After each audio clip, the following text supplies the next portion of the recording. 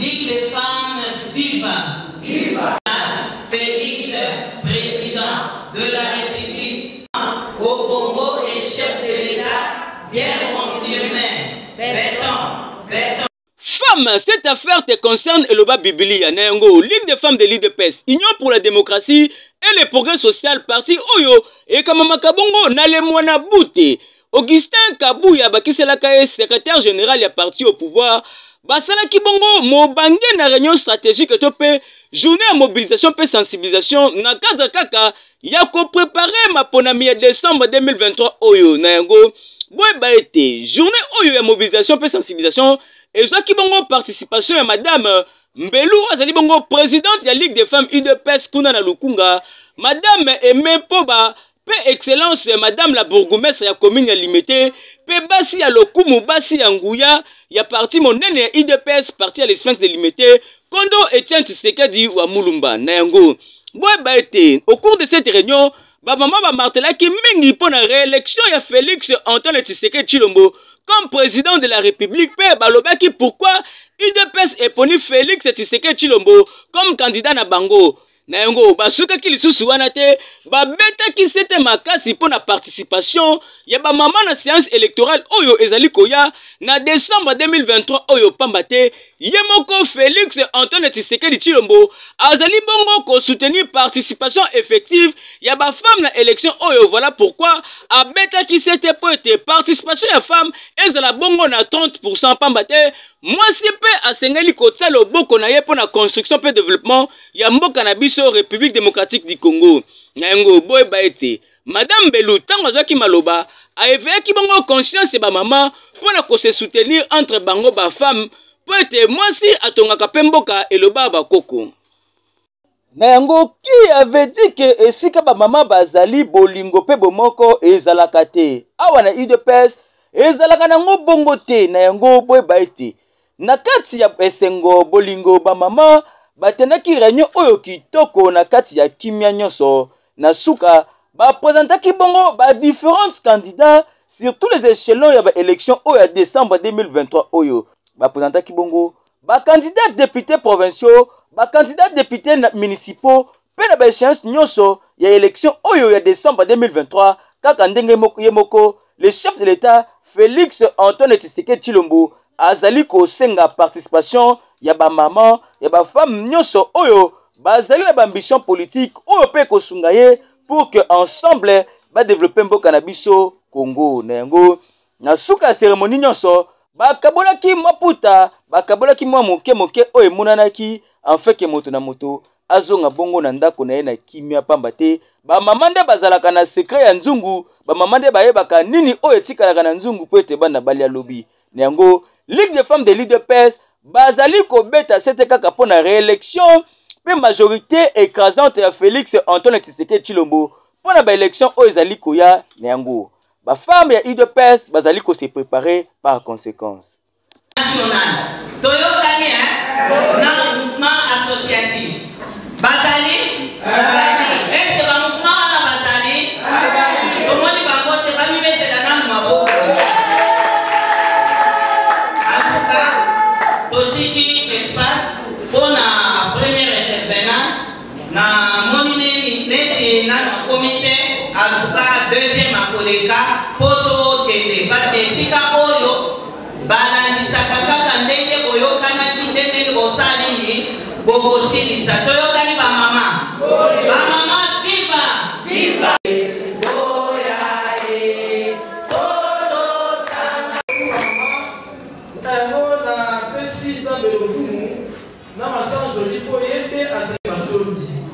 Yandi Balé, Napesi, secrétaire général Nabiso, je cite Augustin Kabouya, Mouanakouté, Mbokna le gouvernement de Mikipo, et ça grâce à Yeto, la bénédiction à Yé, à permettre de Biso, de la carte de Go et Poto Sangana.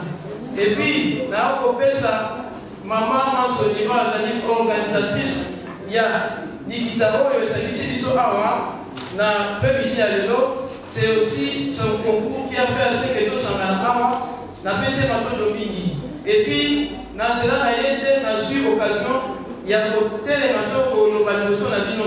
Ce qui était baponaki nga te nakoki kozala liboso na bino te mpo koloba na bino ndenge nazoloba koyeba tobanda komanyola chaque fois mayele topesa na mayele yango omoni tobengami awa biso nyonso mpo torefléchir mpo tokanisa na mosito ndenge nini tokosala mpo tokokisa parité wana tokokisa égalité entre l'homme et femme.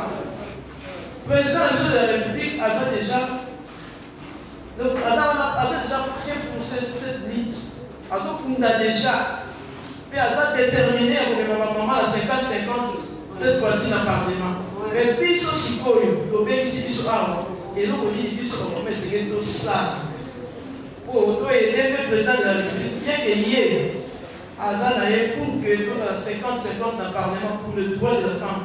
Voire même baptiser, primer champion de la masculinité positive. Mais plus ce qu'on parle dans les années, pour aider le président à mener sur 50-50. Il est best vivant. Viva! Maman viva! Viva! Parle dans les années, il y a moins de ça. Qu'est-ce que nous devons faire? Qu'est-ce que nous allons faire pour arriver? Il y a pour tout dans le Parlement, maman. Dans l'échelon nyonso, et dans le niveau de la députation nationale, et dans le niveau provincial, et dans le niveau municipal, maman tout ça va 50%. Et donc c'est quand il y aura ça là, il y a le gros bon. Mais avant maman, peut-être il y a quelque chose à la et il y a ça malin, on n'a pas allé à mon c'est bien. Vous autres représentez auquel vous venez la télé verticale. Mais avant maman, et ce qu'il dit tout ça la part des choses. Il y a beaucoup de pays qui nous ont pour manifester tout ça, pour agir, pour mener l'action, pour permettre de tous aller bénir dans le Parlement. Alors, total qui dit non, d'après nous, la Ligue des femmes, sur la Ligue des loyaux, dans la Ligue des femmes, et dans la partie de la mission, il dépêche. Va passer bénir, banane passer bénir. Banane va être bénir. Au qui dit à descente, il y a terrain. Si on va bien ici, les politiciens, on va bien ici, on va dans la meeting comme ça. Pendant que l'on dit ça, les autres, c'est des temps, vous êtes dans le bisou.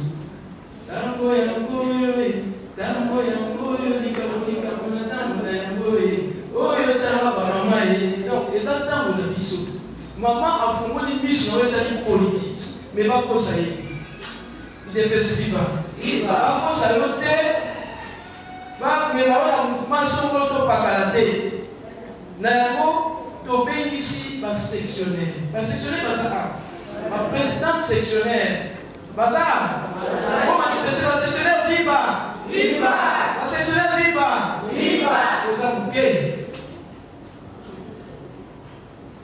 il devait suivre. Viva! Depuis ici, la sectionnaire, la présidente fédérale n'a pas beau. La présidente fédérale n'a pas ça, la présidente. Bon, qu'est-ce que fédération Tcham. Premier point, la biso Oyo, donc la stratégie à Bousso, les alliés, votre secrétaire, les alliés sur maîtrise, et secrétaire dans le Yambo, pour tout le monde, pour tous les pays sur le Parlement, la chambre de haute, la chambre basse, la assemblée provinciale, bon, Tokeri na Tchango. Maman Nini Bazali, ba candidate nationale na Tchango. Batika, na bao tozana moamba Tchango na Lukunga candidate nationale, ba candidate nationale bazawapi, candidate nationale na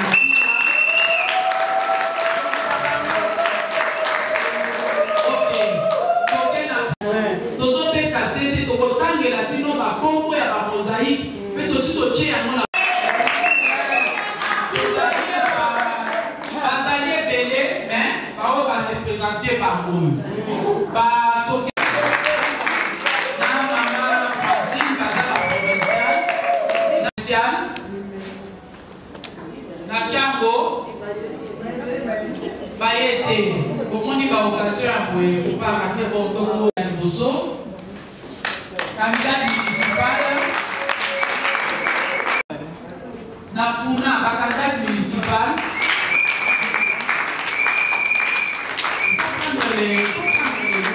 municipal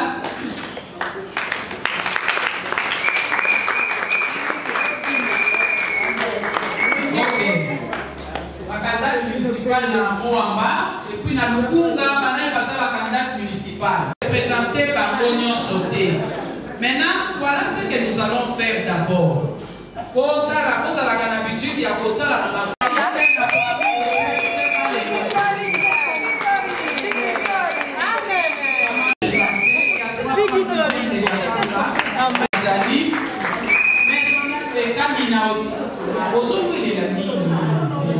les gars. Héros national, Félix, président de la République, élu béton, bitou rouge, aide de l'Afrique de Métis.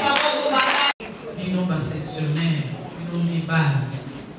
To solo na bino to bandaki to lobaki ezali likambo ya 2023 Fachi Kourian. 2023 Fachi Kourian. 2023 Fachi Kourian. 2023 Fachi Kourian. Fachi Kourian. Fachi Kourian. Majorité absolue purement UDPS. Eza likambo ya kizobazoba te. Eza likambo ya liputa mobimba. Po kizobazoba okolata ngo na feti te. Kizobazoba okenango na bamanifestation te. Mais liputa mobimba okosala nango ndenge olingi. Soki olobi bakata bamotif babamba basala ndenge basala asengeli bakosala na liputa mobimba po eza ya yo. Soki olobi olata depane eza yo. Soki olobi olata jupe olata robe eza ya yo po eza liputa mobimba. Mais bizobazoba eza mpasi kosala nango babitele nyonso kosuka. Alors tolingi c'est une journée de mobilisation et de sensibilisation pour les élections 2023. Donc on y a parce que déjà la semaine prochaine, lancement de la campagne est au sein de nous. Bisona bino toza mapinga ya UDPS. Toza mapinga minene. Ba mama toza mapinga minene. Kolobaki ba mama toza mapinga minene. To ba mama toza mapinga minene. To répéter. Ba mama toza mapinga minene. Ligue des femmes toza mapinga minene. Ligue des femmes toza mapinga minene. Mapinga minene, oui, mapinga c'est l'armée, n'est-ce pas? Ce qui pose une armée yamene, Bokobanga Bitumbati. Et cette armée, on a ceux qui vont entraîner à go bien, Bokobanga Bitumbati. Yangwana, étant donné que ma maman, Bosa mapinga minene, Bolobi Tobenga Bino Ledo Namasolo. C'est une journée de mobilisation et de sensibilisation. Mobiliser pourquoi? Parce que l'élection est allée. Mais l'élection va bien avoir la bataille électorale. C'est la bataille. Et ça qui tombe à l'élection.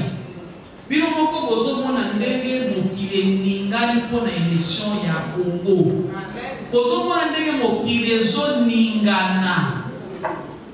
Baningani na libanda Occident eza ya koningana, Afrique ezoningana, awa pe na kati ezoningana.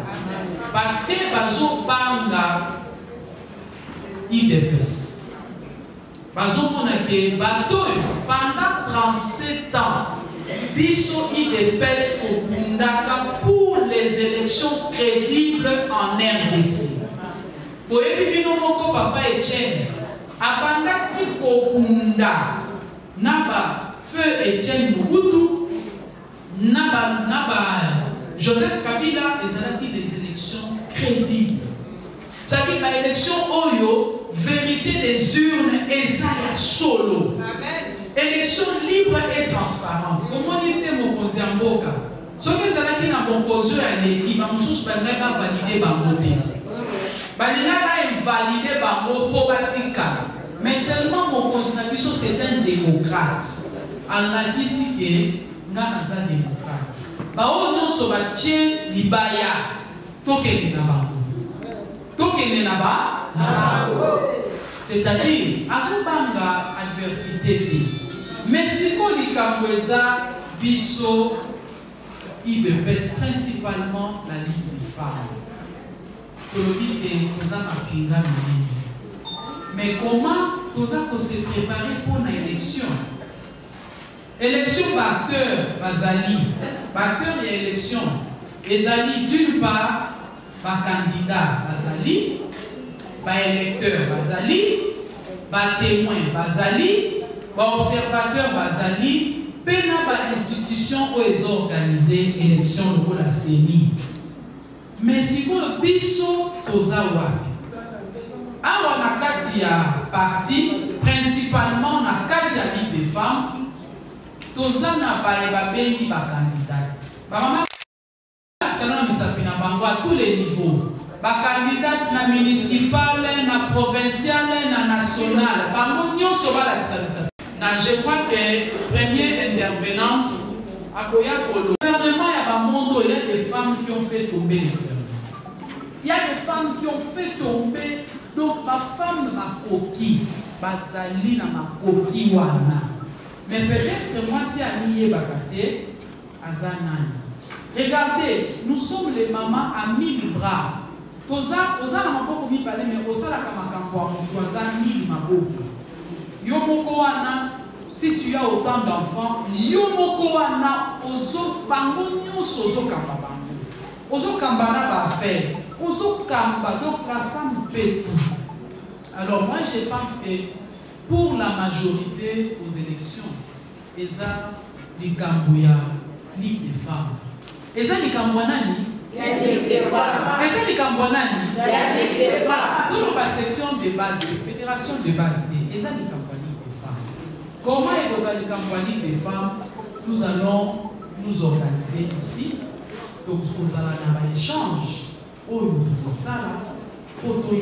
Comment nous allons porter la majorité. Et surtout, femmes, soutenez femmes.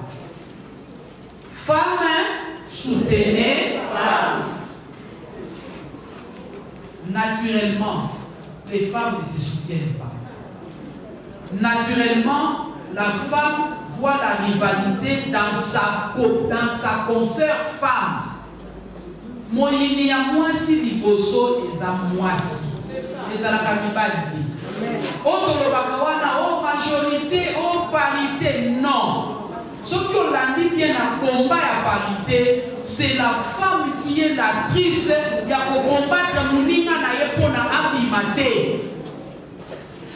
Mais ici, tolingi tolobela, femme soutenez femme. Tolobili femme femme soutenez femme. Même les mamans bazan à l'intérieur. Pourquoi nous avons femme soutenez femme? Les élections demandent beaucoup d'énergie. Les élections demandent beaucoup de stratégie. Et les élections demandent beaucoup de moyens. S'il vous plaît, maman, s'il vous plaît. Alors, la deuxième intervenante a commis, la côté qu'il a eu place. Parce qu'il faut le la sur les stratégies. Il y avait combien? Deux femmes seulement. Il y avait Madame Zéa, Manga, il y a Manga, qui est en Bouchman. Il n'y a que deux femmes. Le président a accordé 30%, n'est-ce pas? Maintenant, dans les 30% d'ensemble des femmes, Toligny est dans les 30% des femmes dans les sociétés à présent de la République. Ceux qui sont dans l'institution, et que la biso pas assez. Et que la biso pas assez. Alors, nous autres, sur le mango, nous donnons à Madame Myriam 20 minutes.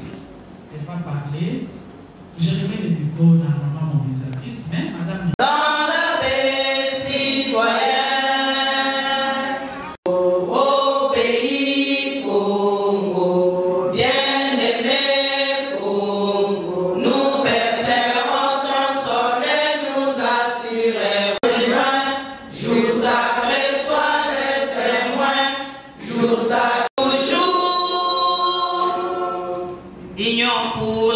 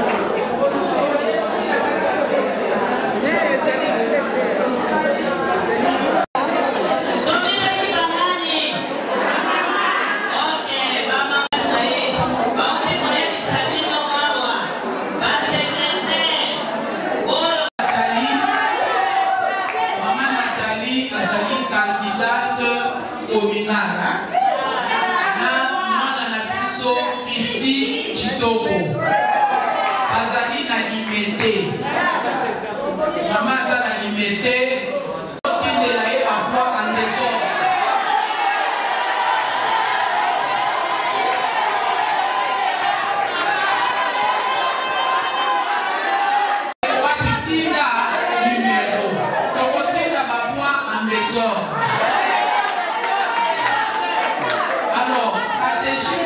D'une journée de mobilisation et sensibilisation de la femme de l'UDPS, en commençant par la base jusqu'au sommet, pour les armer, afin de s'assumer ou bien de s'y prendre dans la campagne qui sera bientôt lancée la semaine prochaine. Vous avez parlé des stratégies politiques, statistiques des femmes et participation des femmes de l'UDPS dans les élections qui pointent à l'horizon. Quelles sont ces stratégies? Les stratégies ne sont pas dévoilées. Mais la plus grande stratégie, c'est la mobilisation que nous avons lancée aux femmes, qu'elles descendent au niveau de la base pour sensibiliser tous ceux qui sont sous leur direction, afin d'accorder au président la victoire ainsi qu'une majorité écrasante. Voilà, vous avez parlé pour le compte du candidat de l'UDPS et de l'Union Sacrée, à savoir l'actuel président Félix Tshisekedi Tshilombo, qui prône pour la participation effective des femmes à l'élection qui pointe à l'horizon, avec une participation de 30%. Et s'il faut déplacer un mot par rapport à cette action regardant du chef de l'État, quel est votre mot? Nous saluons d'abord l'implication du chef de l'État par rapport à la participation politique de femmes. D'abord le fait qu'il a accordé cette disposition-là à la loi électorale, que les listes qui vont aligner 50% des femmes seront exemptées du paiement de la caution. Et nous saluons aussi, à travers ça, il y a quand même une avancée significative par rapport à la participation de femmes au niveau de listes électorales. Nous avons 17% au niveau national. C'est déjà un plus par rapport aux échéances passées. Sans compter aussi 42% au niveau de la députation provinciale. Donc nous saluons cette implication qui montre la bonne volonté du chef de l'État de soutenir la participation politique des femmes. Un message à toute la base de l'UDPS et à tous ceux-là qui croient et qui comptent pour la réélection de Félix Tshisekedi Tshilombo. À toute la base de l'UDPS, je leur demande de se mobiliser comme un seul homme derrière le secrétaire général Augustin Kabuya Mwana Bouté.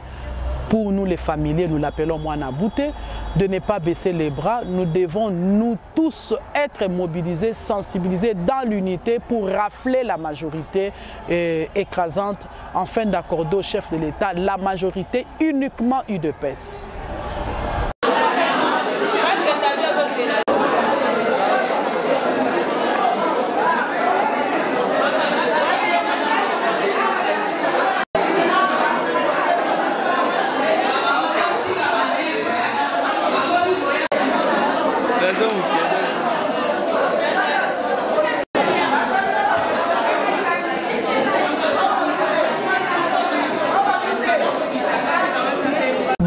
Aujourd'hui, c'était une journée bénie pour les grandes dames de la Ligue des femmes de l'UDPS, parce que sans ignorer, nous traversons une période là électorale.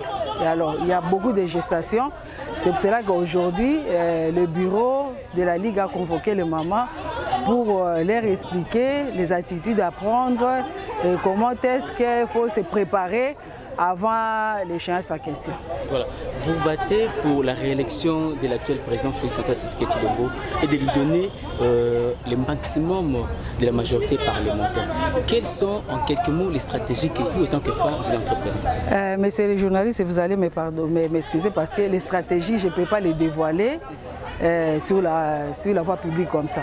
Mais sachez-le bien que l'UDPS, c'est l'un des partis qui a milité pendant très longtemps. Donc c'est-à-dire les stratégies, il y en a légion. Et alors, pour la réélection du chef de l'État, ça c'est quelque chose déjà, je ne peux même pas en discuter. Et alors, pour donner la majorité, on se bat pour ça.